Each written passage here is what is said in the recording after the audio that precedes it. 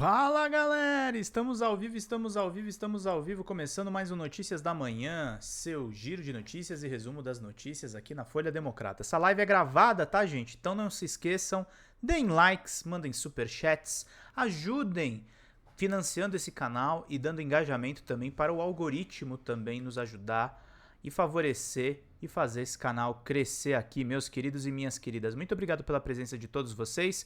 E vamos começar, gente, com um vídeo do meu querido amigo Carlito Neto, falando a respeito do Valdemar da Costa Neto, complicando mais uma vez o Jair Messias Bolsonaro. Vamos ver juntos?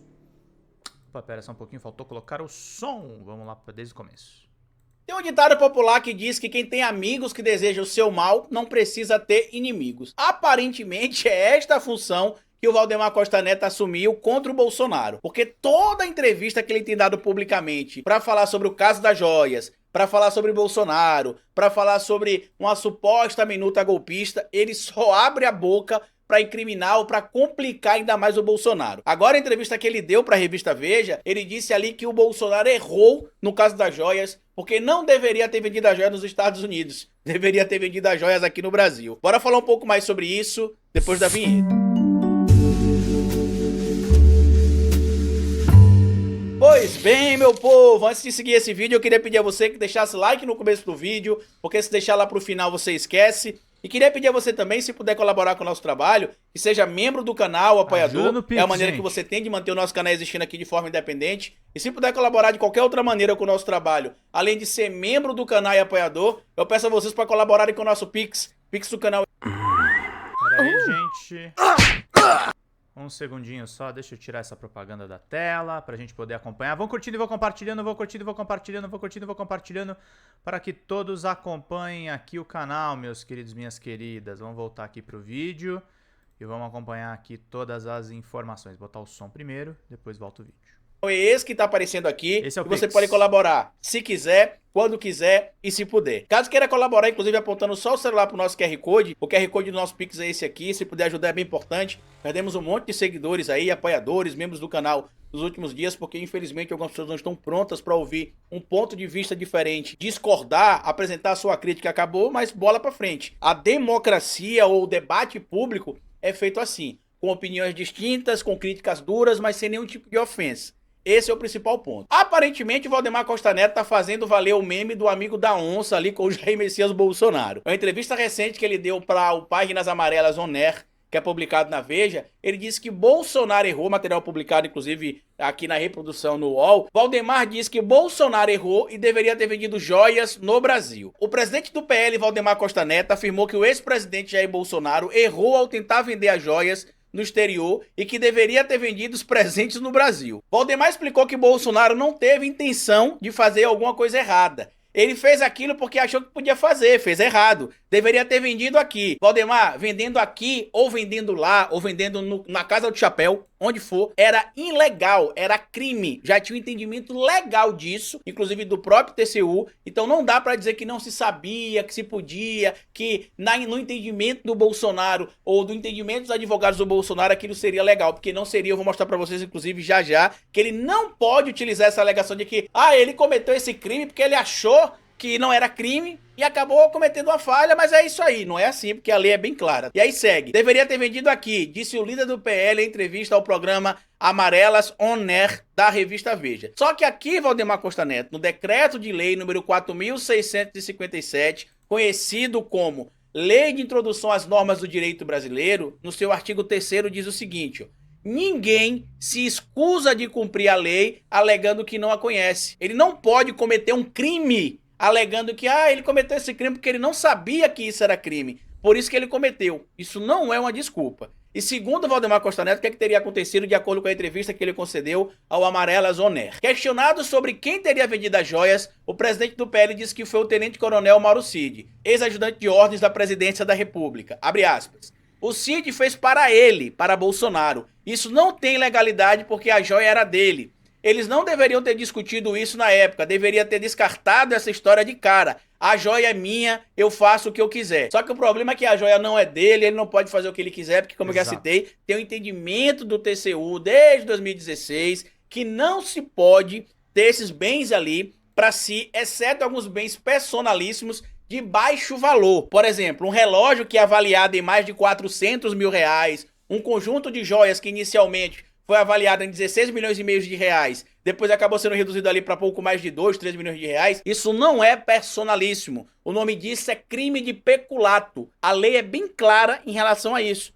E você também precisa lembrar, e quem me segue aqui vai lembrar também, que o Bolsonaro disse que nunca mandou vender joia nenhuma, que nunca pediu nada pro Mauro Cid, que não tem essa informação, que não tinha acontecido. Depois ele começou a mudar o discurso. Agora que o Cid decidiu abrir o bico e mostrar tudo o que teria acontecido, o crime está consumado, materializado e tem provas disso.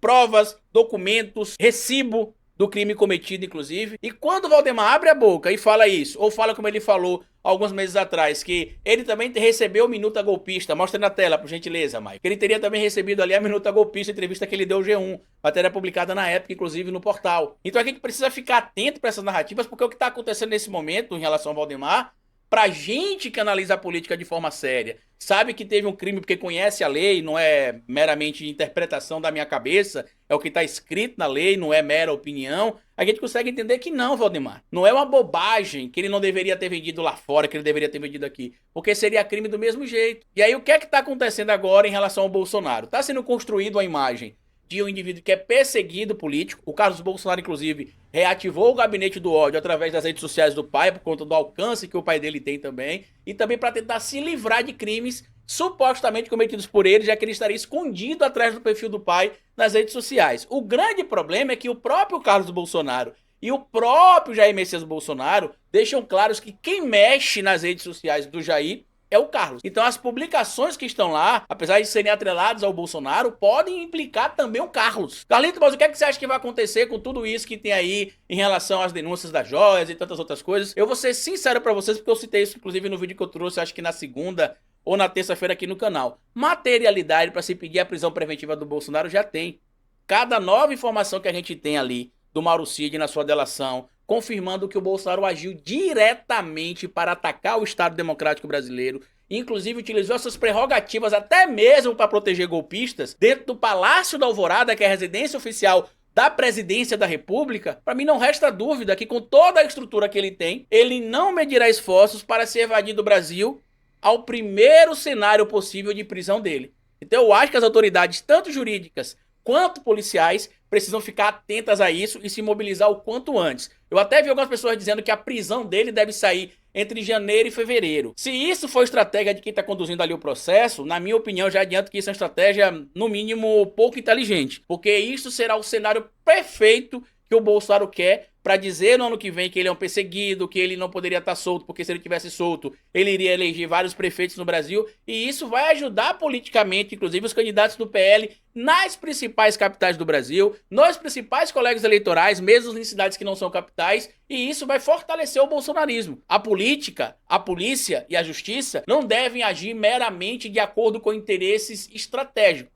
A política a gente entende. A polícia e a justiça, ela tem de salvaguardar a lei e fazer cumprir a lei, tá bom? Comenta aqui o que você acha dessa declaração do Valdemar Costa Neto, compartilha esse vídeo com outras pessoas, se vocês puderem, se inscreva no canal, deixa like, porque como eu sempre digo pra vocês aqui no final de cada vídeo, é melhor escrever errado a coisa certa do que escrever certo a coisa errada. Patativa do Assaré.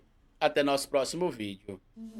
Grande Carlito Neto, gente. Importantíssimo o vídeo dele aqui com o Valdemar da Costa Neto, para variar, comprometendo o Bolsonaro, meus queridos, minhas queridas. Não esqueçam, mandem superchats, ajudem a Folha Democrata a continuar crescendo, meus queridos, minhas queridas, e vamos seguindo aqui com o nosso canal pra gente fazer bem o nosso trabalho. Vamos lá, meus queridos.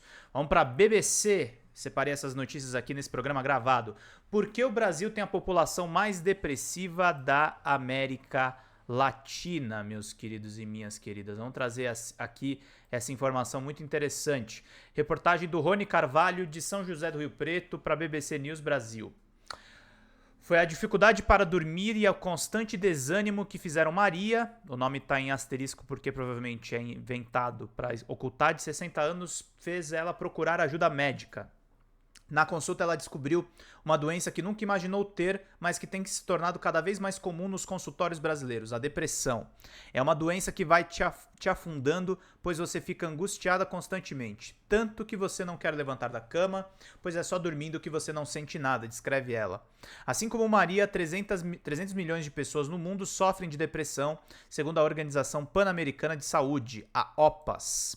O Brasil é o país com maior prevalência dessa doença na América Latina, de acordo com o relatório Depressão e outros transtornos mentais da Organização Mundial da Saúde. Dado do último mapeamento sobre a doença realizado pela OMS, apontam que 5,8% da população brasileira sofre de depressão, o equivalente a 11,7 milhões de brasileiros. Em seguida aparecem Cuba com 5,5, Barbados com 5,4, Paraguai com 5,2, Bahamas com 5,2, Uruguai com 5 e Chile com 5%. A nível continental, o Brasil aparece atrás apenas dos Estados Unidos, segundo a OMS, com 5,9% da população que sofrendo de transtornos de depressão. Um estudo epidemiológico mais recente do Ministério da Saúde mostra que nos próximos anos até 15,5% da população brasileira pode sofrer depressão ao menos uma vez ao longo da vida. Uma soma de fatores explica a alta incidência de depressão entre os brasileiros, segundo especialistas ouvidos pela BBC News Brasil. Aliás, gente, aqui a gente trata a saúde mental de uma maneira séria. Pinguem superchats para a gente manter essa cobertura necessária para vocês buscarem ajuda e se informarem melhor. Uma soma de fatores explica a alta incidência de depressão entre os brasileiros, segundo especialistas ouvidos pela BBC News Brasil. Vamos bater 20 likes, gente. A dificuldade de acesso a tratamento de qualidade na rede pública de saúde, forte estigma social ainda existente no país em relação a transtornos mentais, falta de um protocolo de atendimento para a depressão. A OMS aponta que o número de pessoas que sofrem de doenças mentais comuns está aumentando no mundo inteiro, principalmente em países de baixa renda, e alerta que apesar da depressão atingir pessoas de todas as idades e níveis de renda, o risco de alguém ficar deprimido aumenta com a pobreza, o desemprego e com fatores da vida, como a morte de uma pessoa próxima, o fim de um relacionamento, debilitação física ou problemas causados pelo consumo de álcool ou de drogas. O Brasil é um país com uma carga tributária alta e com uma remuneração média baixa. Isso faz com que a população tenha que trabalhar muito mais do que outras para conseguir atingir serviços básicos que não são oferecidos com qualidade pelo Estado, o que acaba sobrecarregando a saúde mental dos brasileiros, desencadeando transtornos mentais, como a depressão, diz Volney Costa, médico psiquiatra e presidente do Conselho Científico da Associação Brasileira de Familiares, Amigos e Portadores de Transtornos Afetivos, a ABRATA.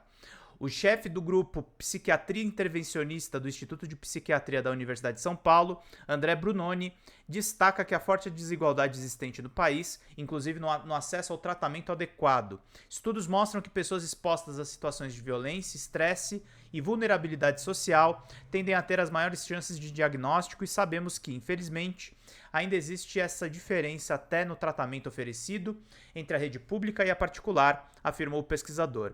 Ainda segundo os pesquisadores ouvidos pela BBC Brasil, o menor índice de subnotificação de casos de transtornos mentais em relação aos demais países pode também explicar o Brasil ter mais casos de depressão na América Latina.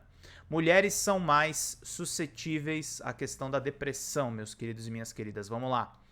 Na lista de pessoas mais suscetíveis a ter depressão, mulheres aparecem na liderança, segundo a OMS. Elas apresentam 2 vezes mais chances de terem o diagnóstico da doença do que os homens.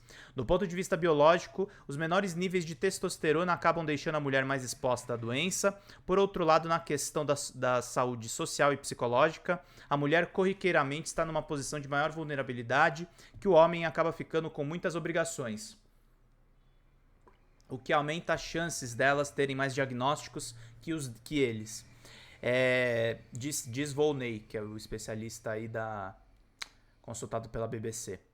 Dartil Xavier de Silveira, pesquisador da Universidade Federal de São Paulo, Unifesp, que estuda a depressão há anos, também ressalta historicamente idosos e adultos jovens de 18 a 29 anos apresentam mais chances de terem o diagnóstico da doença do que em outras faixas etárias. Trata-se de uma doença cuja a gênese é multifatorial, ocorre em decorrência da somatória de fatores diversos, tais como predisposição genética, meio ambiente adverso ou hostil, relações interpessoais insatisfatórias, dificuldades em ser reconhecido dentro de uma comunidade. No entanto, quanto melhor for a qualidade de vida como um todo, menores serão as chances de uma pessoa desenvolver um quadro de depressão, ressaltou.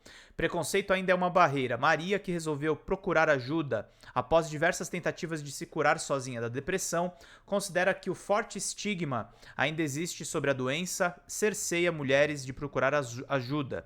Infelizmente, o preconceito contra a depressão é real. Cansei de ouvir gente dizer que tinha frescura. No meu antigo trabalho, por exemplo, eu nunca pude falar que tinha depressão, pois eles não queriam me entender. Em uma das minhas crises, a gerente de RH subiu para falar comigo e me deu uma bronca por estar chorando na frente dos meus colegas. Volney Costa, da Abrata, diz que a percepção estigmatizada do passado sobre transtornos mentais é um problema que precisa ser encarado pelo Brasil, junto com o aumento dos casos da doença. Meus queridos e minhas queridas, não esqueça dos superchats pra gente manter essas lives. Por cerca de 16 séculos, os transtornos mentais, aliás, quem estiver assistindo depois da live, pinga Pix e pinga também o nosso recurso, valeu demais. Por cerca de 16 séculos, os transtornos mentais ficaram retardos de serem cientificamente pesquisadas e ficaram no controle da igreja, que tratava os fenômenos de saúde mental como manifestações demoníacas. Isso cravou na percepção humana o entendimento de que o transtorno mental é algo errado,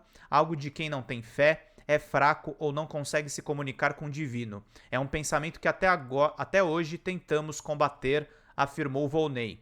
O problema é que o estigma muitas vezes desencadeia o diagnóstico tardio, tornando a doença crônica, segundo os especialistas. O ideal é que desde cedo o paciente seja tratado, mas o que acontece muitas vezes é que procurar ajuda especializada é um dos últimos atos. Antes, o paciente tenta de tudo para evitar ser taxado como doente mental pela sociedade, disse Marisa Teme, pesquisadora da Fundação Oswaldo Cruz, a Fiocruz. Com o objetivo de combater o preconceito desde 2014, a Associação Brasileira de Psiquiatria, a ABP, lançou uma campanha contra a psicofobia, como é chamado o preconceito sofrido pelas pessoas que padecem de doenças mentais.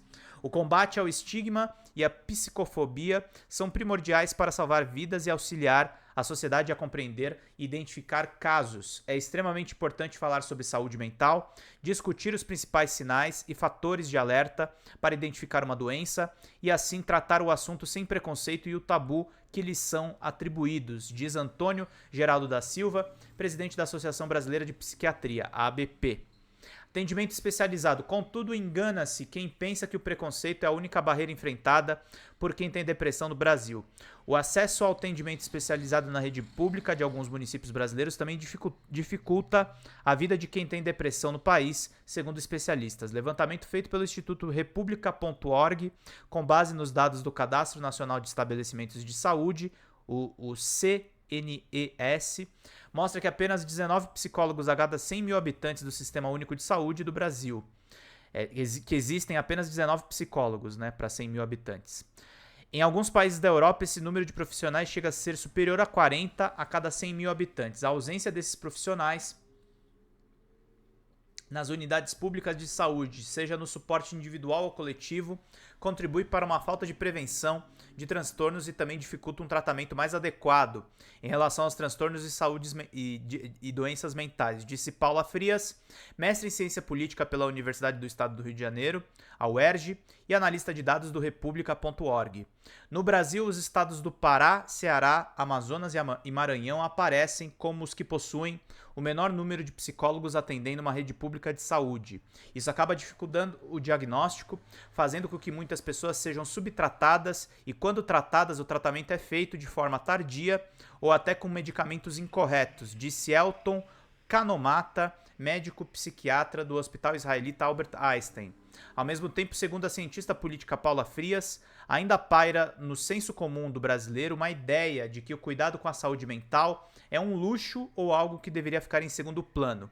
Isso se deve muito a uma noção de que apenas a saúde física importa e que a primeira instância é que ela torna a pessoa funcional. Essa ideia de tornar um indivíduo funcional e não ter uma preocupação com o seu completo bem-estar afasta muitas vezes o senso de urgência em absorver a competência do Estado, essa assistência à saúde mental e psíquica afirmou Paula.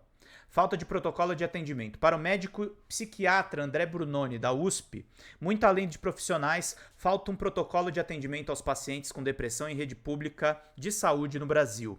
Nossa rede de atenção à saúde mental não é bem estruturada de ponta a ponta. Hoje em dia, por exemplo, é muito difícil ter acesso à psicoterapia pelo SUS, sem contar que muitos antidepressivos que existem na rede pública não são atualizados há anos. Isso cria um abismo de tratamento de transtornos mentais entre a rede particular e a pública, disse Brunoni. Para ele é necessário um maior investimento do poder público brasileiro na rede de atendimento às vítimas de transtornos mentais. Pode parecer que o tratamento de transtornos mentais é caro, mas isso nem se compara com outras áreas da medicina. Hoje, infelizmente, os gastos com a saúde mental normalmente representam apenas 2% do orçamento de saúde. A opinião é compartilhada pelo presidente do Conselho Científico da Abrata, Volney Costa. A maior parte da população brasileira precisa do SUS e muitas vezes os profissionais da rede não estão treinados para diagnosticar precocemente a saúde mental, fazendo com que o quadro da doença avance para uma depressão mais grave, explicou ele. Volney também defende uma ampliação do horário de atendimento especializado. Hoje, o sistema de saúde nível ambulatorial no Brasil não está preparado para atender aquelas pessoas com depressão que trabalham no horário comercial. É preciso facilitar esse atendimento para que mais pessoas tenham acesso. O que diz o governo? O Ministério da Saúde disse à BBC News Brasil, por meio de nota, que vem trabalhando para aumentar o atendimento em saúde mental e que presta atendimentos para pessoas com depressão na rede de atenção psicossocial, o RAPS. Para a promoção de amplo atendimento em saúde mental, o Ministério da Saúde ampliou o orçamento da Rede de Atenção Psicossocial, o RAPS, com um investimento de mais de R$200 milhões em 2023. Ao todo, o recurso destinado para todos os estados e o Distrito Federal será de 414 milhões no período de um ano. A expectativa é que a rede de atenção psicossocial tenha um crescimento anual superior a 5% nos próximos 4 anos, meus queridos e minhas queridas. Ainda segundo a pasta, o repasse será redirecionado para 2.855 centros de atenção psicossocial, os CAPs, existentes no país e para 870 serviços residenciais terapêuticos, o SRT. Além do investimento, o Ministério da Saúde habilitou novos serviços para expansão da rede em todo o país. Desde março foram 27 novos CAPs, 55 SRT, 4 unidades de acolhimento e 159 leitos em hospitais gerais, a maioria nos estados do Nordeste. Os novos serviços foram habilitados em Alagoas, Bahia, Maranhão, Ceará, Paraíba, Pernambuco, Piauí, Rio Grande do Norte, Sergipe, Acre, Minas Gerais, Rio de Janeiro, São Paulo, Paraná e Rio Grande do Sul. Custeio para esses novos serviços serão investimentos de 32 bilhões ao ano, disse a nota. O Ministério da Saúde também informou que atualmente a organização da rede pública de atendimento de pacientes com transtornos mentais está configurada em 4 níveis. Organização por níveis de cuidado, a atenção primária é a principal porta de entrada para o SUS. Esta envolve promoção, prevenção, proteção, diagnóstico, tratamento, reabilitação, redução de danos, vigilância em saúde, com atendimento preferencial para casos de depressão e ansiedade leve e moderada. Até junho de 2023, foram realizados 10 milhões de atendimentos na Atenção Primária à Saúde, a APS, a pessoas que apresentam condições relacionadas à saúde mental. Serviços especializados. Para casos mais complexos, o acompanhamento é prioritariamente realizado pelos serviços especializados e os RAPS. Isso inclui atendimento a centros de atenção psicossocial, os CAPs, serviços de urgência e emergência, UPAs e pronto atendimento. Além disso, havendo justificativa clínica, há a possibilidade de cuidado em leitos de saúde mental, em hospital geral. Acolhimento e encaminhamento. Outra forma de acesso é quando o próprio usuário do SUS busca diretamente os serviços de saúde ou por meio de encaminhamento de outros setores interligados, como assistência social, educação e justiça. Medicação gratuita. Por fim, o Ministério da Saúde informou que o SUS também fornece medicação para tratamento de depressão em unidades de saúde pública em centros de atenção psicossocial, os CAPs. Tipos de depressão: transtorno depressivo maior, depressão clássico. O indivíduo apresenta humor deprimido em quase todos os dias, grande diminuição do interesse ou prazer em todas ou quase todas as atividades, perda ou ganho significativo de peso sem estar fazendo dieta, insônia ou hipersenonia diária, agitação ou retardo psicomotor, fadiga ou perda de energia, sentimentos de culpa e inutilidade, capacidade reduzida para pensar, concentrar-se ou indecisão, pensamentos de morte, medo de morrer e ideação suicida. Transtorno depressivo persistente, distimia.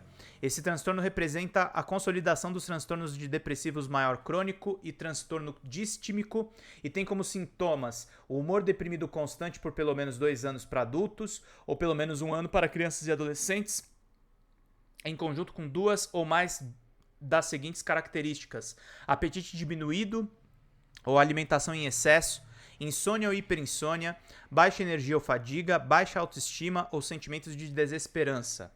Depressão pós-parto é um transtorno que acomete mulheres após o parto, sendo caracterizada por uma tristeza profunda. Pode promover a falta de interesse por atividades diárias, insônia, cansaço extremo, ansiedade, sentimento de culpa, falta de conexão com o bebê, entre outros sintomas.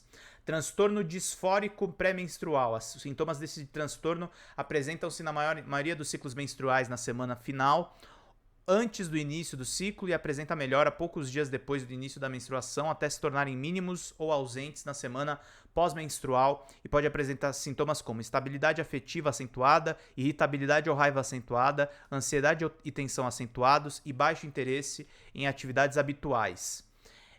Transtorno bipolar é uma condição de saúde mental que causa mudanças extremas de humor, conhecida anteriormente como psicose maníaco-depressiva, se caracteriza pela alternância de períodos em que a pessoa fica mais exaltada, mania, com episódios de depressão, hipomania e de normalidade. A reportagem resguardou o nome verdadeiro da Maria, gente, que apareceu aí no começo da matéria. Meus queridos e minhas queridas, muito bom aqui a gente ler as matérias da BBC, que quando ela não faz política, ela faz um bom jornalismo, né, meus queridos e minhas queridas? Vamos ver, pra gente poder ficar por dentro de tudo e não perder nenhuma informação, meus queridos e minhas queridas. Deixa eu alterar só umas coisinhas aqui de ordem e vamos lá pra gente poder acompanhar todas as principais informações, meus queridos e minhas queridas. Muito obrigado aí a todos pela presença de vocês nas nossas lives aqui. Essa live é gravada, mas você pode mandar superchats a qualquer momento, ou pix a qualquer momento mesmo, para vocês ficarem por dentro de todas as informações e não perderem absolutamente nada. Vamos lá, gente, vamos falar do Halloween que já foi. Olha lá, como o Dia do Saci quer rivalizar com o Halloween no Brasil. Matéria de 2020, mas que a BBC sempre recupera aqui, do Edson Veiga. Vamos entender direitinho essa matéria. Arteiro que só ele, o Saci, quer dar um jeito de se apropriar das abóboras do Halloween. E como propagam os saciólogos, Brasil afora, devorá-las feito escondidinho de carne seca numa receita nacional. É o que prega o jornalista e geógrafo Mouzar Benedito, um dos criadores da Sociedade dos Observadores do Saci, o SOSACI, instituição fundada em 2003 para não deixar morrer a cultura do personagem, o negro de uma perna só, cachimbo na boca e carapuça vermelha na cabeça. Incomodado com as suas palavras a invasão cultural representada pelo Halloween no Brasil, ele e um grupo de amigos decidiram fundar uma associação e lutar para que no mesmo dia se celebre o Dia do Saci, meus queridos e minhas queridas. Criaram um evento em São Luís do Paraitinga, no interior paulista, e mobilizaram para que a cidade instituísse, desde aquele mesmo ano de 2003, uma lei municipal determinando que o dia 31 de outubro seja o Dia do Saci. A iniciativa acabou sendo replicada em outros municípios e no ano seguinte, lei semelhante também foi aprovada pela Assembleia Legislativa do Estado de São Paulo. Evento em nome do Dia do Saci em São Luís do Paraitinga. O Halloween foi imposto como uma coisa ideológica de propaganda, como marca do domínio da cultura dos Estados Unidos sobre nós, justifica-se Benedito, a BBC News Brasil. Uma forma de domínio de um povo, de uma civilização é mostrar e impor uma ideia de que a cultura do colonizador é melhor e maior do que a do colonizado. Quando o deputado federal e o historiador Chico Alencar do PSOL apresentou o projeto de lei pretendendo que a data se tornasse uma comemoração nacional, o Halloween, que tem crescido nos centros urbanos brasileiros, é uma celebração que não tem nada a ver com a nossa cultura, com a nossa tradição. Quem adere ao Halloween aqui está fazendo uma pura imitação, é vontade de parecer desenvolvido a partir da concepção de que há povos desenvolvidos culturalmente e povos subdesenvolvidos, diz ele a reportagem, o Mousar Benedito. Alencar defende que o Saci é um símbolo brasileiro, aquela figurinha perneta, ágil e brincalhona, assustadora para quem se julga muito sabichão e poderoso, que fuma o cachimbo e vem do redemoinho com sua touca vermelha, que tendo uma perna só é ágil, é capoeirista, é negro quilombola que foge de todas as armadilhas, é uma figura que precisa ser reconhecida e valorizada. No entender de Benedito, quando a festa dos Dias das Bruxas, que tem origem celta, disseminou-se pelo mundo, mas acabou mais popular em países anglófonos, começou a ser trazida no Brasil pelas escolas de inglês, que não representavam problemas, porque é normal que uma escola de línguas queira inserir também o conhecimento de cultura do país, ele pondera. Mas aí começou a ter uma coisa muito impositiva, agressiva, imperialista. Em São Luís de Paraitinga tinha Halloween até em escolas rurais. Acho que agora, hoje em dia, apesar da festa do Halloween ainda estar forte, o Saci já compete um pouco. Personagem. Conta-se que o Saci original não era negro nem pulava sobre uma perna só. Era uma figura indígena que guardava as florestas da Mata Atlântica. Mas assim como o próprio brasileiro, esse personagem acabou ganhando características de outras culturas. Assim como os escravos, em sua maioria africana, acabavam tornando negro, e foi da mitologia europeia que ele assumiu uma carapuça mágica, na verdade um píleo, como o dos duendes. Não podemos esquecer que o nosso país é pura miscigenação, somos índios, somos africanos e somos europeus. O Saci é uma pura representação disso, afirma a BBC News, professor e pesquisador Fernando Pereira, especialista em cultura brasileira na Universidade Presbiteriana Mackenzie. Os índios têm seres mágicos que protegem as florestas, os negros na África e depois no Brasil também acreditavam e ainda acreditam que seres protetores das matas, dos rios e dos animais. Os portugueses e outras culturas europeias trouxeram seu imaginário de seus seres que habitam as florestas da Europa, os duendes, pois a figura do Saci é a amálgama disso tudo. Em seu dicionário do folclore brasileiro em 1954, o historiador e antropólogo Câmara Cascudo, que nasceu em 1898 e morreu em 1986, apresentava o Saci Pererê como uma entidade maléfica em muitas, graciosa e zombeteira em outras oportunidades. Pequeno negrinho com uma só perna, carapuça vermelha na cabeça, que faz encantado, ágil e astuto. Amigo de fumar cachimbo, de entrançar as crinas dos animais, depois extenuá-los em correrias durante a noite. Anuncia-se pelo assovio persistente, misterioso, ilocalizável e assombrador, pode dar dinheiro, não atravessa a água como todos os encantados. Cascudo atenta para o fato de que os cronistas coloniais não o mencionam, situando, portanto, o surgimento da lenda no século XIX. Diverte-se criando dificuldades domésticas, apagando o lume, queimando alimentos, espantando o gado, espaforindo os viajantes nos caminhos solitários. Prossegue ele. Há muitas documentações sobre o Saci, origem e modificações. O primeiro intelectual que se dedicou a traduzir a cultura oral para a escrita do mito do Saci foi o escritor Monteiro Lobato, de 1882 a 1948. Em 1917, ele pediu aos leitores do jornal Estado de São Paulo, do qual era assíduo colaborador, que lhe escrevessem cartas respondendo a 3 questões. Qual a sua concepção pessoal do Saci e como ele recebeu na infância, e qual a forma atual da crendice na região onde o leitor vivia. Que histórias ou casos interessantes conhecia do Saci. Lobato compilou os relatos e publicou um livro, seu primeiro, chamado Saci Pererê, Resultados de um Inquérito. O personagem folclórico, contudo, não se esgotaria aí em sua obra. Na série infantil do Sítio do Pica-Pau Amarelo, o Saci se tornou um personagem recorrente e emprestou seu nome ao título de um dos livros. Se por um lado o escritor ajudou a materializar no imaginário nacional a figura do Saci, por outro ele acabou optando por um viés negativo para caracterizá-lo. A representação de Monteiro Lobato, ao mesmo tempo, é um marco importante e também muito polêmico. Argumenta a reportagem a jornalista, poeta e gestora de projetos educacionais e culturais Tatiana Fraga. Uma das curadoras da exposição Ocupa Saci, atualmente em cartaz no Sesc Taubaté. Isso aí já faz tempo, tá, gente? É de 2020. Ele difundiu uma história muito específica do Saci, carregando de racismo e de simbologias negativas. A gente vê essa simbologia. Fundadora da Associação Nacional de Criadoras do Saci, a ANCS, o tecnólogo José Oswaldo Guimarães diz que o Saci de Lobato foi o primeiro livro que ele leu na vida. Quando criança, ele ficou fascinado por aquele universo de lendas caipiras, interioranas e que também era muito presente em sua terra natal. Ele é de Botucatu, no interior paulista. Já adulto, começou a ouvir relatos de moradores da zona rural. Havia histórias de sacis que faziam talhar o leite, que deixavam éguas alvoroçadas e que eram atribuídas a tantas outras travessuras. Com amigos, ele decidiu criar os sacis, meus queridos e minhas queridas. Sua premissa é que toda vez que alguém conta uma história de saci, pronto, mais sacis são criados pelo mundo. Vamos pingando superchat, gente, vamos lá. Com isso eu comecei a participar de vários eventos de folclore pelo Brasil, recorda ele, em conversa com a BBC. Mas ele conta que não é fácil ser criador de sacis no Brasil de 2020. Falamos muito sobre o saci quando criamos saci, criamos no sentido de zelar, de cuidar do ambiente, para que eles possam aumentar. Eu não gostaria de ninguém atacando o Saci, assim como não quero atacar outras culturas.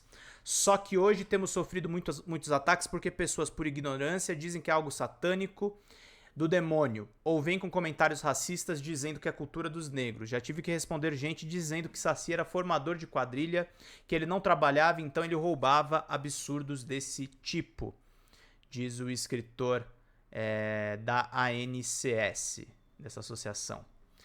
Contraponto ao Halloween, entre saciólogos, contudo, não há um consenso de posicionamento frente ao Dia das Bruxas. Críticas de parte a parte já foram feitas no meio, aliás.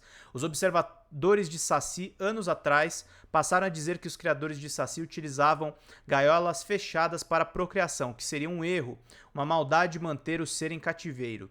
Os criadores rebateram prontamente que se havia sacis hoje nas matas para os observadores verem, era porque eles estavam sendo bem-sucedidos nas criações e depois soltando na natureza. Brincadeiras à parte, os grupos se respeitam e acham que cada um faz o seu papel. Eles consideram que se a gente estava politizando muito a questão por peitar o Halloween, admite Benedito da Sossaci. Eu não quero acabar com o Halloween, a nossa ideia é reforçar a cultura do Saci e não diminuir outras culturas, diz Guimarães da ANCS. Para o pessoal da ANCS, o dia do Saci não deveria ser na mesma data do Dia das Bruxas. Justificar uma data matando outra é inócuo e acaba realçando ainda mais o Halloween, argumenta Guimarães. E por que acabar com uma cultura, seja qual for ela? Queremos aumentar a cultura de um povo e não diminuir. Ele conta que até estudou um pouco da cultura celta e passou a explicar também sobre o Dia das Bruxas em eventos dos quais ele participa.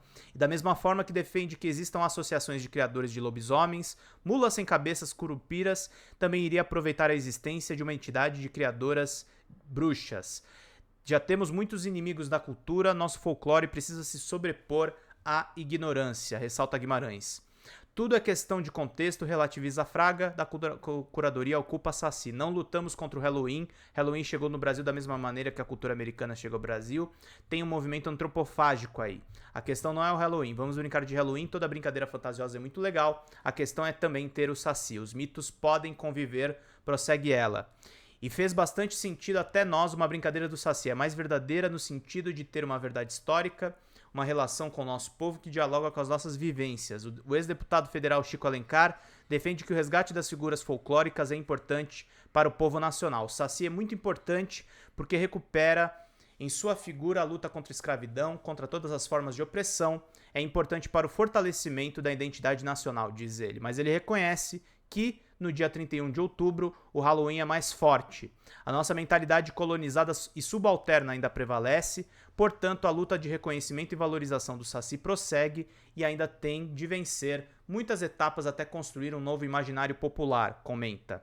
Instituições, governos e escolas contribuem muito para que se tivesse essa preocupação, se valorizasse a figura simpática, incômoda, arteira e brincalhona do Saci.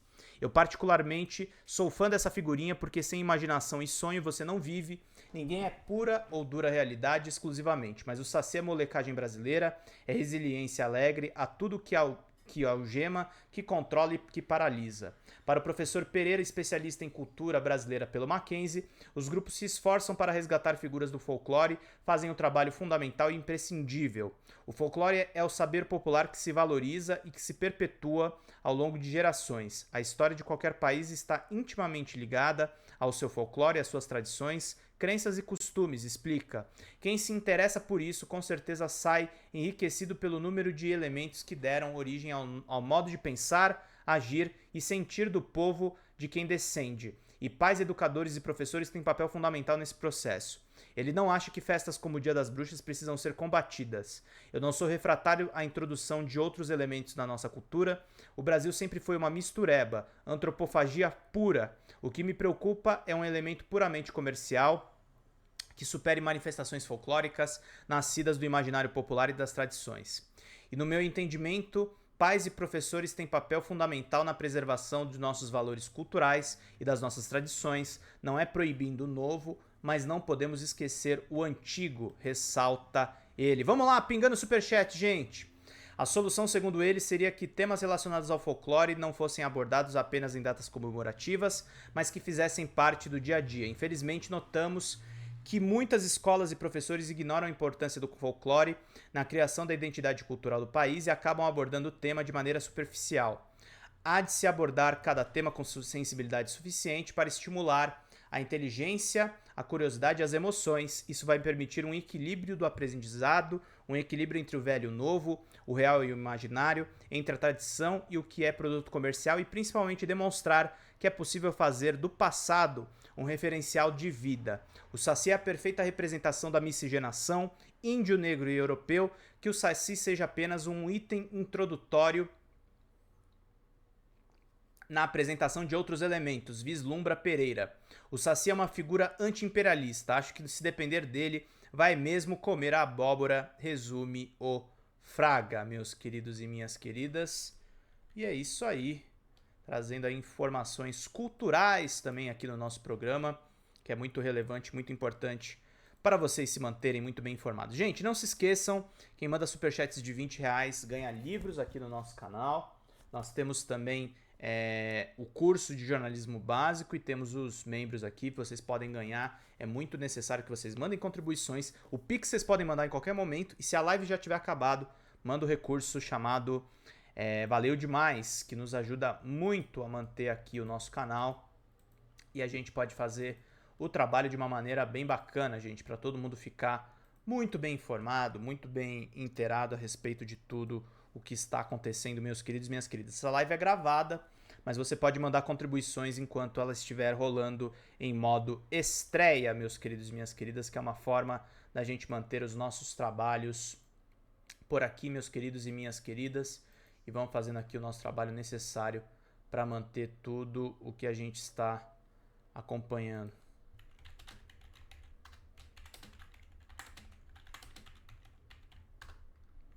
Vamos seguindo aqui, gente. Vão curtindo e vão compartilhando, vão curtindo e vão compartilhando, vão curtindo e vão compartilhando para todo mundo ficar por dentro de tudo. Tem mais uma história de Halloween que a gente vai trazer aqui na nossa live, gente. As balas de hortelã que envenenaram uma cidade inteira no Halloween. Vamos entender aqui mais uma matéria da BBC. Da Lauren Potts, da BBC News. Um punhado de doces é tão sinônimo de Halloween quanto uma fantasia assustadora ou uma abóbora macabra, meus queridos e minhas queridas. Vamos seguindo aí. Mas em 31 de outubro de 1858, guloseimas normalmente inofensivas foram responsáveis pela morte de crianças e pânico em Bradford, na Inglaterra. Foi assim que uma tentativa de poupar alguns centavos em açúcar abalou a Grã-Bretanha vitoriana e levou a alterações nas leis do Reino Unido. Quando William Radcliffe encerrou o dia de trabalho, parabenizou a si mesmo pelo sucesso nas vendas. Naquele dia, o dono da barraca no mercado local, Barrack, né, que fala em inglês, conhecido por muitos como Humbug Billy, essa tradução de Barrack é tipo uma loja, tá, gente? Não só havia vendido 5 quilos de pastilhas de hortelã-pimenta para moradores de Bradford, como também as tinha comprado por um excelente preço, ou seja, a revenda foi um sucesso pro cara. Ao buscar os doces no revendedor, ele havia notado que estavam mais escuros que o normal. Pechinchou com o confeiteiro Joseph Neal e conseguiu uma economia de meio centavo por quilo. Mas a falha de Hardcre em questionar a qualidade tornou-se um erro caro. No anoitecer da noite seguinte, vários dos seus clientes estavam mortos. Meus queridos e minhas queridas, no início, o médico que atendeu Elijah Wright, de 9 anos, nas primeiras horas do Halloween de 1858, pensou que o menino havia morrido de cólera.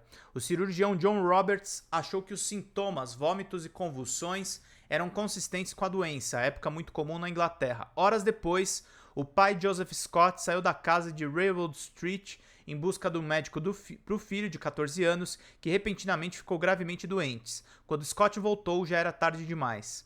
Ambos os meninos, descobriu-se mais tarde, haviam comprado doces de Hamburg Billy no dia anterior, mas a ligação ainda não estava estabelecida. Foi o Dr. John Henry Bell quem suspeitou dos doces quando chegou a Jowett Street por volta das 15 horas.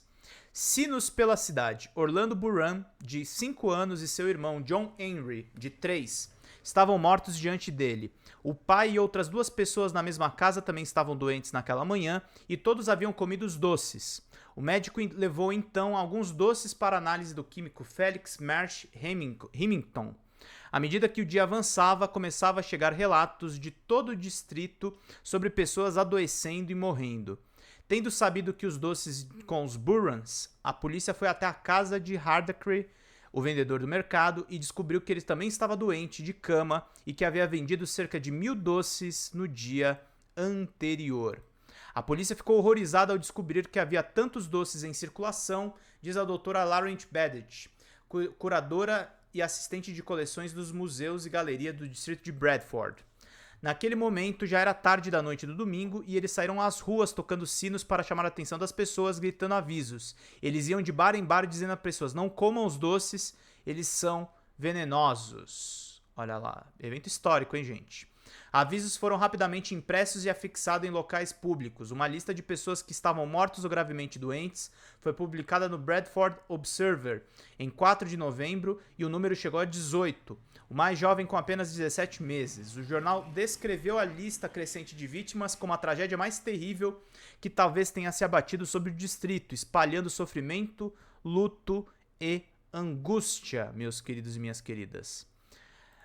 Os detetives foram rápidos em descobrir como os doces estavam adulterados. Eles seguiram a trilha de Hardcre até Neal, que pensou ter substituído parte do açúcar caro dos doces por pó de gesso em Paris. Era uma prática comum no século XIX usar o pó de ingredientes caros, já que podia ser comprado por preço baixo nas farmácias. O que Neal não sabia era que no dia que mandou seu colega buscar o pó de gesso, o farmacêutico Charles Hodgson estava doente e disse ao seu aprendiz não treinado William Goddard onde encontrar o produto. Infelizmente, haviam 2 barris de pó branco sem identificação no mesmo local, um contendo pó inócuo e outro contendo arsênico venenoso.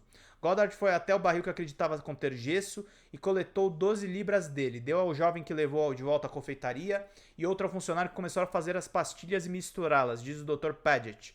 Ele próprio ficou muito doente por ter sido exposto ao arsênico, mas em vez de soar o alerta, ele continuou a produzi-los. A situação ganhou grandes proporções até Hamburg Billy retirar o seu pedido de negociar um desconto nos doces com aparência estranha, que em seguida foram vendidos em sua barraca, a loja na verdade, é barrack, a palavra em inglês, no Green Market, que mais tarde virou o Rawson Market.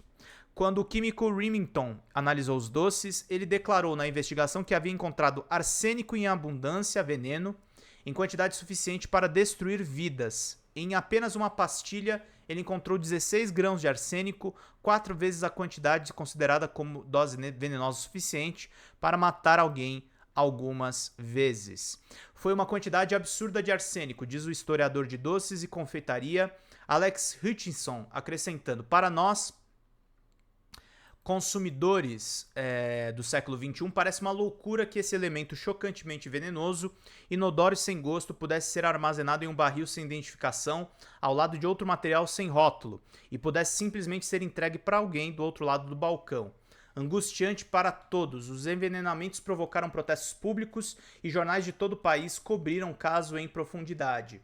O artista John Leech talvez tenha se tornado tão conhecido por seu desenho de um esqueleto misturando açúcar em uma loja de doces publicada na revista Punch, quanto para ilustrar a primeira edição de um conto de Natal de Charles Dickens, famoso autor inglês.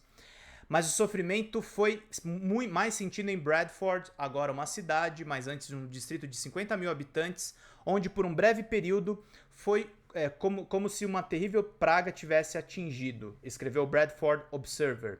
Oficialmente 20 pessoas, muitas delas crianças, morreram e outras 200 ficaram gravemente doentes, mas a doutora Paget suspeita que os números tenham sido bastante superiores, pois os doces também foram encontrados em Leeds e em Bolton. Foi muito angustiante para todos, diz ela. Bradford era muito pequena e próxima, então quando algo acontecia na comunidade, todos eram afetados, e foi o que aconteceu nesse caso. É provável que as pessoas conhecessem alguém que foi afetado. Olha, arsênico com doce, né, gente? É isso aí. A ilustração de Leech mostrava um esqueleto com 2 barris de cada lado contendo 2 ingredientes que foram confundidos. Em última análise, os envenenamentos de Bradford realçaram a importância de garantir a segurança dos medicamentos e produtos de consumo de acordo com a Royal Pharmaceutical Society. E o caso ajudou a inaugurar a Lei de Farmácias de 1868, que não só limitou a venda de produtos venenosos e medicamentos perigosos a farmacêuticos qualificados, como também estabeleceu um quadro regulatório para a venda de componentes venenosos que até hoje exige que medicamentos sejam devidamente rotulados. Se estivesse em vigor uma década antes, a lei poderia ter impedido Goddard de escolher o barril errado e vender o pó venenoso, mas não teria resolvido a questão mais ampla dos alimentos adulterados. A indústria precisava de uma regulação e reforma, diz a senhora Hutchinson. Até 1820, a maioria de nós vivia em aldeias ou em pequenas cidades, onde conhecíamos as pessoas que forneciam nossos alimentos, mas, com a Revolução Industrial, os fabricantes produziam alimentos em grandes quantidades e adicionavam substâncias para diluir os alimentos e preservar o seu prazo de validade, melhorar a aparência ou torná-los mais baratos. E esse foi o problema em Bradford. Uma lei que impede a adulteração não comunicada de produtos foi finalmente aprovada em 1875, na forma da Lei de Venda de Alimentos e Drogas. Mas os avisos poderiam ser levados em consideração muito antes, diz Hutchinson. Em 1820, o químico Frederick Alcon escreveu em seu livro Death in the Pot que os alimentos do dia a dia como leite, farinha, cerveja e doces eram rotineiramente adulterados. O livro Alcon foi um grande best-seller. Ele alertou os consumidores para ficarem atentos ao fato de que havia adulterantes em seus alimentos, diz ela. Mas simplesmente não havia legislação para proteger as pessoas. Acho que Bradford foi a gota d'água. O Sr. John Henry Bell, à esquerda, suspeitou rapidamente dos doces e os enviou para análise do respeitado químico Felix Marsh Remington. Embora tenham sido implementadas leis para evitar que uma tragédia como a de Bradford se repetisse, talvez seja chocante saber que ninguém foi condenado por isso. Hudson Billy nunca foi preso, mas ficou paralisado pelos efeitos dos seus doces contaminados. Neil Goddard e Hodgson foram presos por homicídio culposo e o inquérito concluiu que este último era culpado, embora tenha admitido que o arsênico foi vendido acidentalmente misturado sob a suposição que era pó de gesso. O grande juiz, no entanto, rejeitou as acusações contra Neil e Goddard e, de acordo com Bradford Observer, o próprio juiz interrompeu o processo contra Hodgson. Nenhum outro resultado era esperado, dizia o relatório do tribunal. A única coisa realmente criminosa do episódio foi o que a lei não poderia alcançar, a prática de adulteração e fornecimento de pó para esse fim. Se o trágico episódio ensinar essa lição, não terá sido em vão. No final, a cadeia de acontecimentos que levou ao envenenamento de Bradford foi pura incompetência, acrescenta Hutchinson, mas como uma história de Halloween, é uma bem horrível, meus queridos e minhas queridas. É isso aí. Histórias de Halloween que a gente também traz aqui na nossa Folha Democrata, matéria da BBC, que está sendo muito bem lida, aliás, para todos ficarem bem informados. Vamos para o nosso último vídeo aqui, meus queridos e minhas queridas. Muito obrigado aí pelas lives que a gente está botando para vocês, enquanto não estamos aqui. Eu volto na quinta-feira. Vamos lá. terça-feira, o Braga Neto, vice-candidato à presidência da República na chapa do Jair Messias Bolsonaro em 2022, também foi considerado inelegível pelo TSE, tornando ele ali inapto a concorrer a qualquer cargo público por pelo menos 8 anos, além de algumas multas que foram aplicadas ali. E a gente vai falar um pouco mais sobre isso, porque isto muda um pouco o cenário eleitoral do ano que vem para o estado do Rio de Janeiro. Bora falar um pouco mais sobre isso depois da vinheta. Pois bem, meu povo, antes de seguir esse vídeo, eu queria pedir a você que deixasse like no começo do vídeo, porque se deixar lá pro final você esquece. E queria pedir a você também, se puder colaborar com o nosso trabalho, que seja membro do canal, apoiador. É a maneira que você tem de manter o nosso canal existindo aqui de forma independente. E se puder colaborar de qualquer outra maneira com o nosso trabalho, além de ser membro do canal e apoiador, eu peço a vocês para colaborarem com o nosso Pix. O Pix do canal é esse que está aparecendo aqui e você pode colaborar se quiser, quando quiser e se puder. Caso queira colaborar também apontando o celular de vocês para o QR Code que está aparecendo aqui em cima, aponte também. Vocês têm acompanhado o que tem acontecido nos últimos dias. Eu perdi vários membros do canal, vários colaboradores permanentes aqui, então se você puder manter uma ajuda, é importante. Se não puder também não tem problema, a gente vai entender e a gente vai manter a luta aqui do mesmo jeito. Na última terça-feira, dia 31 de outubro, o general Braga Neto, junto com o Jair Messias Bolsonaro, tiveram ali uma condenação por inelegibilidade confirmada pelo TSE. No caso do Bolsonaro, mais uma condenação. No caso do Braga Neto, a primeira ali que meio que molhou os planos do próprio PL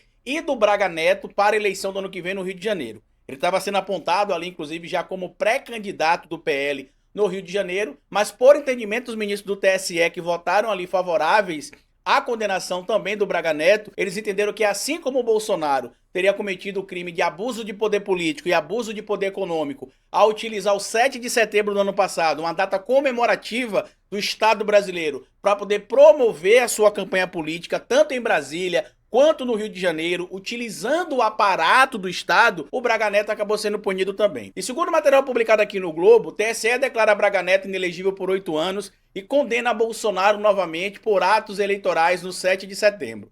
Ministros consideram que houve abuso de poder político e econômico no bicentenário da independência. O Tribunal Superior Eleitoral declarou nesta terça-feira, dia 31 de outubro no caso, o ex-presidente Jair Messias Bolsonaro do PL novamente inelegível. Dessa vez por abuso de poder econômico nas comemorações do bicentenário da independência no 7 de setembro do ano passado. Pelos mesmos fatos, o candidato a vice na chapa de Bolsonaro, Walter Braga Neto, também foi declarado inelegível. A decisão foi tomada por 5 votos favoráveis à condenação de ambos e 2 votos contrários. Os ministros também decidiram aplicar multas aos integrantes da chapa. R$ 425.640 para Bolsonaro, R$ 212.820 para Braga Neto, por cometerem conduta vedada pela legislação, como a utilização de bens públicos em campanha. E eu vou trazer para vocês aqui também um trecho das falas do ministro Alexandre de Moraes para justificar ali o voto pela condenação de ambos. No dia 7 de setembro, o que se fez seria o grande finale de algo que já estava sendo engendrado desde a convenção do Partido Liberal até o dia anterior. E naquele dia 7 de setembro houve, não diria, nenhuma confusão. Houve uma verdadeira fusão entre o ato oficial e o ato eleitoral. O abuso é claro. Inclusive a defesa do Bolsonaro, para se justificar, dizia que na verdade os atos não eram atos de abuso de poder político e econômico, porque quando o presidente da República estava na figura do personagem do presidente, ele estava com a faixa presidencial. Quando ele estava nos atos, ele tirava a faixa presidencial e atuava como, entre aspas, uma pessoa que não estava ali representando o Estado. O interessante é que tudo isso foi custeado com o Estado, né? Então não tem como desassociar uma coisa da outra. Em outro trecho, o ministro Alexandre de Moraes diz o seguinte: Walter Souza Braga Neto foi o segundo no comando militar do leste, como general. Foi chefe da Casa Civil, foi ministro da Defesa, continuou como assessor especial da presidência. Era um dos coordenadores da campanha. Participou tanto em Brasília quanto no Rio de Janeiro, se beneficiou também, por isso que ele foi incluído no processo para também estar ali inelegível. O ministro Alexandre de Moraes até citou o velho da van, chamando ele de indivíduo vestido ali com a sua tradicional roupa de periquito. Eu não vou colocar aqui o material, mas o que é que muda com a inelegibilidade do Walter Braga Neto? Muda os planos do próprio PL. O PL tinha ideia inicialmente de lançar o Braga Neto como candidato à Prefeitura do Rio de Janeiro no ano que vem. Agora os planos mudam, a gente sabe que tem 2 nomes ali, na verdade 3 nomes no próprio PL agora, que tem ali sido cogitados como nomes para serem candidatos, entre eles o ex-ministro Eduardo Pazuello, o senador Carlos Portinho e agora também o Alexandre Ramagem, que aparentemente seria o indivíduo que ajudou a formalizar ou a organizar a suposta ABIN paralelo, em tese, que era presidida pelo chefe do gabinete do ódio, Carlos Bolsonaro.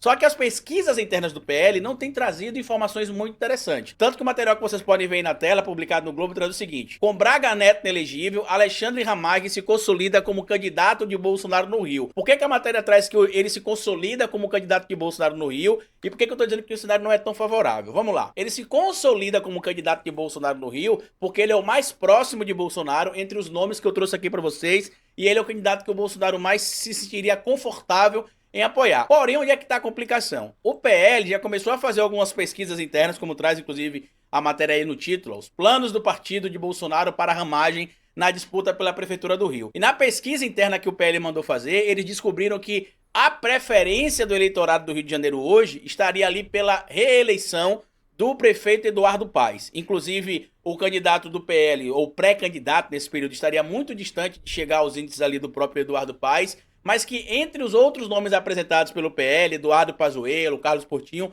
o Ramagem supostamente teria ali a menor rejeição. E segundo o trecho dessa matéria aí que eu vou trazer para vocês, os dados estão bem claros. Hoje, o favorito nos levantamentos internos dos partidos é o atual prefeito Eduardo Paes, que sempre aparece com cerca de 40% da preferência dos eleitores lá do Rio de Janeiro. Só que tem dois fatores importantes que a gente precisa destacar também aqui para complementar, ou seja, no total seriam 4 fatores, né? O primeiro, Bolsonaro é do Rio de Janeiro e tem, de certo modo, ali muita influência no cenário local da política. O segundo ponto, na última eleição em 2022, Jair Bolsonaro venceu em 90% das zonas eleitorais em áreas de milícia no Rio de Janeiro. Bolsonaro teve quase 500 mil de votos nos territórios da capital fluminense, que tem predomínio da milícia. Ou seja, quando você vê esses números, você entende que a possibilidade de o Bolsonaro lançar um candidato forte no Rio de Janeiro é grande. Primeiro, pela relação que em tese existe entre o Bolsonaro e as milícias no Rio de Janeiro, e segundo, por conta de toda a máquina de ódio que a gente sabe que o Carlos Bolsonaro comanda no tal gabinete do ódio, segundo as denúncias públicas que são feitas por ex-aliados aí, e que podem trazer ali um favorecimento à candidatura do próprio Alexandre Ramagem. Eu acho que isso vai acontecer, é muito pouco provável, só que a gente ainda está muito longe da corrida efetivamente. O período ainda de pré-campanha, se a gente pode dizer assim, vai até o meio do ano que vem, praticamente, né? Porque depois das convenções se tem a formalização das candidaturas e se começa legalmente o período da campanha. Mas o Ramagem, aparentemente, traz um conforto maior para o Bolsonaro. O grande problema é que, apesar de a gente saber que o Bolsonaro é muito próximo, em tese, das milícias no Rio de Janeiro, o que está acontecendo no Brasil, em especificamente neste ano agora que o presidente Lula está no poder, e outras movimentações que a gente tem acompanhado aí, incluindo o próprio Rio de Janeiro, a época ainda na gestão do próprio Marcelo Crivella e agora na gestão do Eduardo Paes, entre um e outro, é pouco provável que o eleitorado fluminense decida pelo próprio candidato do Bolsonaro. Mas muita água vai passar por debaixo dessa ponte ainda. Eu não acredito que a candidatura do Ramagem se fortaleça, como muita gente está trazendo, porque ele é o mais queridinho pelo Bolsonaro. Eu acho que outros fatores ainda serão tratados e os números econômicos do governo Lula, caso ele venha apoiar o Eduardo Paes, que é o que tende a acontecer, segundo conversas de bastidores, para 2024, vai facilitar a possibilidade de reeleição do atual prefeito do Rio de Janeiro. Mas deixa aqui a sua opinião. Se você puder colaborar, compartilha, curta, se inscreva no canal, deixa like. Como eu falei pra vocês, inclusive, a gente perdeu um monte de seguidores nesses últimos dias aí por causa da minha opinião, porque eu não posso ter uma opinião divergente do resto da revolução, ela tem que ser igual. Caso seja diferente, eu seria atacado. Mas não quero que ninguém vá atacar quem pensa diferente, porque a gente sabe que a revolução também tem que ser conduzida com quem pensa diferente. E se você puder colaborar com o nosso Pix, tá aqui o QR Code, nosso canal é independente. Quanto a briga, treta, não sei o que, não tem briga, não tem treta, não tem ressentimento do meu lado. Só que, lamentavelmente, algumas pessoas cometeram crime de xenofobia e de racismo contra mim, que eu precisei prestar boletim de ocorrência. Hoje à tarde, inclusive, fui no cartório para poder autenticar alguns prints, para poder seguir com as denúncias e encaminhei pro meu advogado. E agora aqueles que só vieram me chamar de invejoso, de indivíduo que tem um ego grande, que eu sou burro, que eu preciso ter humildade, ter isso, ter aquilo, é a opinião de vocês, eu vou respeitar. Agora, aqueles que cometeram crime, crime não é opinião, tá bom? Grande abraço e até nosso próximo vídeo. Grande Carlito Neto, gente. Vamos fechando aqui o nosso vídeo. Agradecer a presença de todos vocês aqui. Essa live é gravada, mas vocês podem participar aqui no nosso chat com superchats e todas as outras formas. Queridos, muito obrigado pela presença de todos vocês. Vida longa e próspera, gente. Bom dia pra todo mundo, bom café da manhã pra quem ainda não tomou café, gente. Até mais. Tchau, tchau.